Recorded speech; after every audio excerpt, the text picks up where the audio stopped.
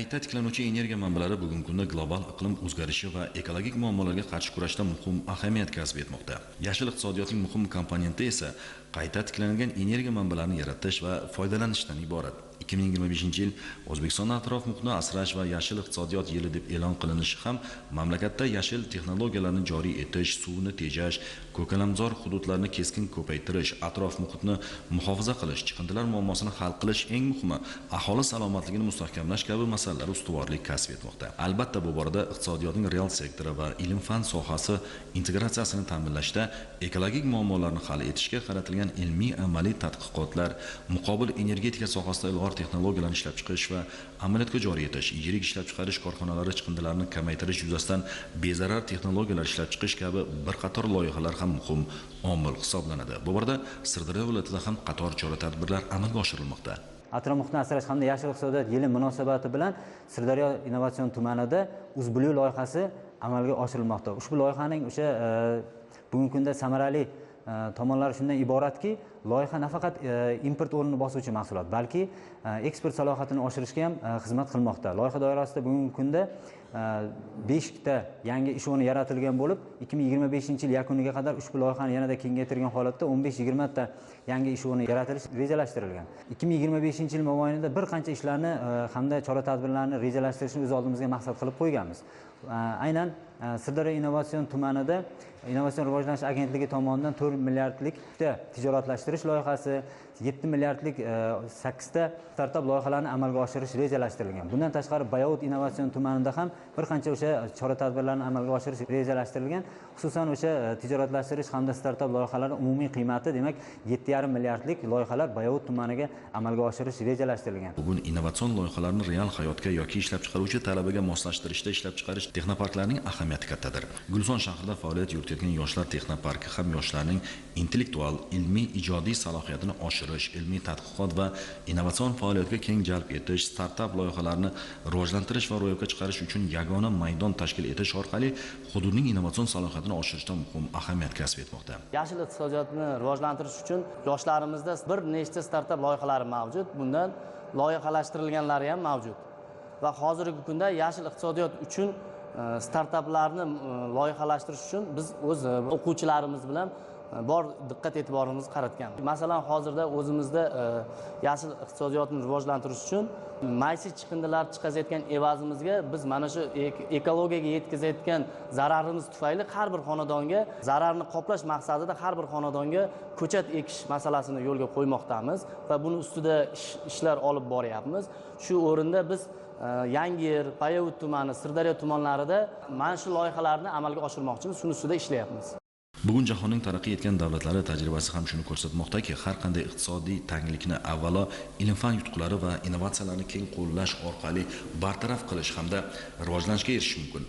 Mamlakatimizda ham milliy iqtisodiyotimizni innovatsion usulda taraqqiy ettirish eng dolzarb vazifaga aylanib ulgurdi.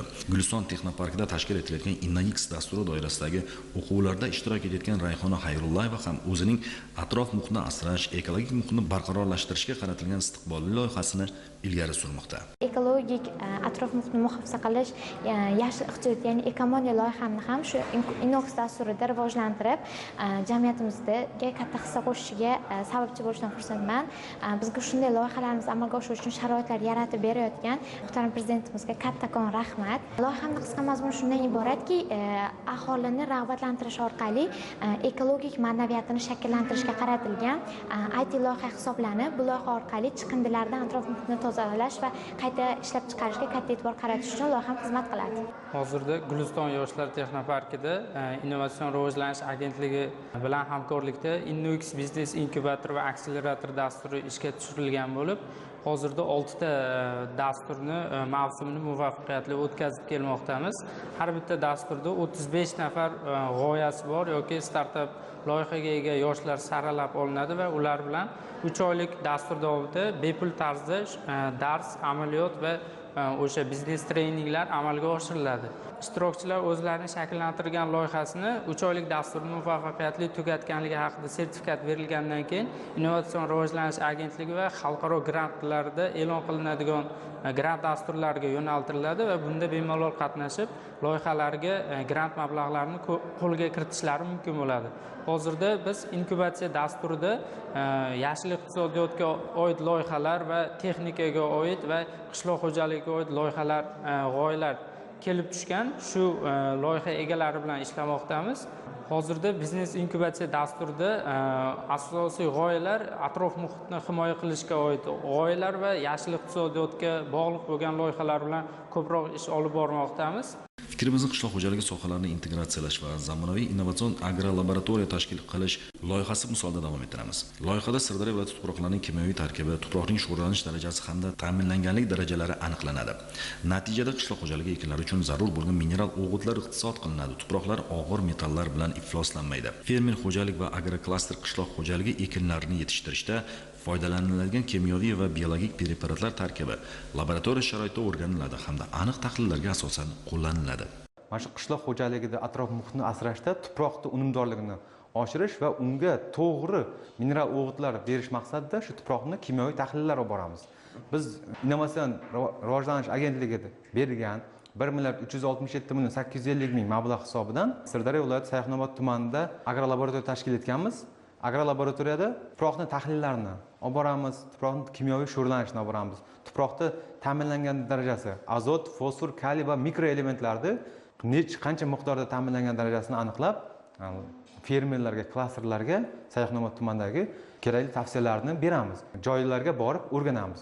Fermer va klasterlardan tashqari aholiga ham xizmat ko'rsatamiz. Aholining tomorqalaridagi tuproqlarning holati, sho'rlanish darajasi, ta'minlangan darajalarini aniqlab, ularga ham kerakli tavsiyalarni beramiz. Bundan tashqari, mana shu amaliy loyihamizda, tijoratlashtirish loyihamizda qishloq xo'jaligi sohasini integratsiyalash uchun zamonaviy platforma tashkil qilganmiz. Platformada shu klasterda yerlarda o'tirgan holatda tuproqning holatini hozir aniqlaganimizdan keyin tuproqning ta'minlangan darajasi, azot, fosfor, kaliy bilan ta'minlangan darajasini kompyuter orqali platformaga joylaymiz. Platformaga qarab, uni kerakli mineral o'g'itlar bilan ta'minlaymiz. Agrolaboratoriyada tuproq tahlillari bilan bir qatorda o'simlik tarkibidagi zararli moddalar, pestitsid, gerbitsid qoldiqlari hamda tuproqdan olib chiqib ketadigan ma'dan o'g'itlar miqdorlari o'rganiladi. Hozirda birinchi tekshiruv uchun kelgan tuproq namunalaridan 20 grammdan olib, uni tekshirish uchun taroziga solamiz.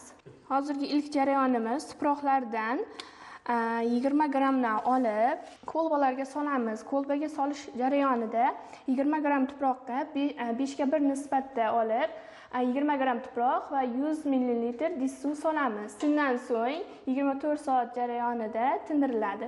So'ngra tindirilgan namunalardan 10 ml miqdorda tortib olamiz va so'ngra kumush nitrat bilan uni sho'rlanishini aniqlaymiz.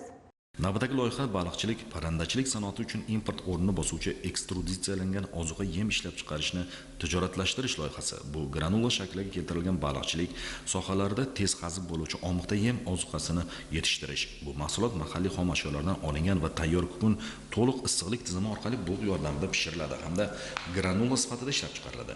Ushbu aralashmalarning oziqonbopligi baliqchilik sohasida mahsulot yetishtirishda tannarxning arzonlashishiga hamda tadbirkorlarga iqtisodiy samaradorlikka erishishda samaralidir. 1,150,000,000 so'mlik grant loyihasi yutib oldik. Bu loyihada biz baliq yemini ishlab chiqarish bo'yicha, ekstruderlangan baliq yemini ishlab chiqarish bo'yicha uskuna olib kelib o'rnatishimiz kerak edi. 4 ta yangi ish o'rni yaratdik. Ishlab chiqarish quvvatimiz soatiga 500 kilo ekstruderlangan, suvda cho'kmaydigan, ekologik toza baliq yemi ishlab chiqarish quvvatiga egamiz. Mahsulotning afzallik tomoni bu ekologik toza, atrof muhitga zarari yo'q, o'zimizning milliy xom ashyolardan chiqarilgan va natijada eksport o'rnini bosadigan mahsulotni O'zbekistonning o'zida ishlab chiqarish. Bugun mamlakatimizda atrof muhitni asrab-avaylash, uzluksiz yashil elektr energiyasi ishlab chiqarish masalalari eng ustuvor vazifa sifatida qaralmoqda. Sohaga tatbiq etilgan yangi innovatsion loyihalar mamlakat iqtisodiyotining barqaror rivojlanishi uchun mustahkam poydevordir.